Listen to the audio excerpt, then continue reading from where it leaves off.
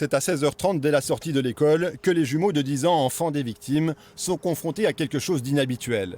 Leur maman de 43 ans, assistante maternelle à domicile, n'est pas là pour les récupérer à la sortie des classes. C'est une voisine venue chercher ses propres enfants qui prend alors en charge les jumeaux pour les raccompagner chez eux.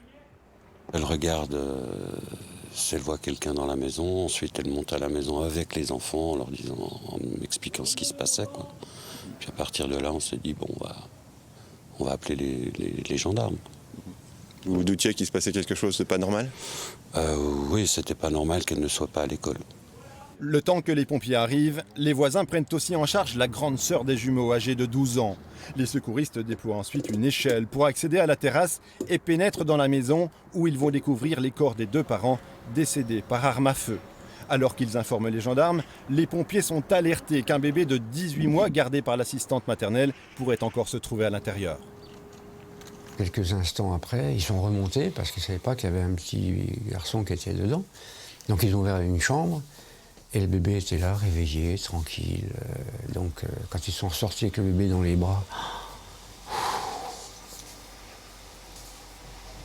Hier après-midi, vers 15h, des ouvriers travaillant juste à côté des lieux du drame ont entendu 2 déflagrations à 30 secondes d'intervalle. Ils ont pensé à des pétards.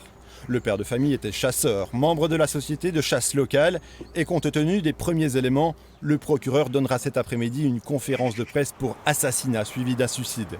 La mère de famille était venue le matin en mairie pour signer la rupture du Pacs établi avec son conjoint. Elle laisse aussi derrière elle un 4e enfant issu d'une première union.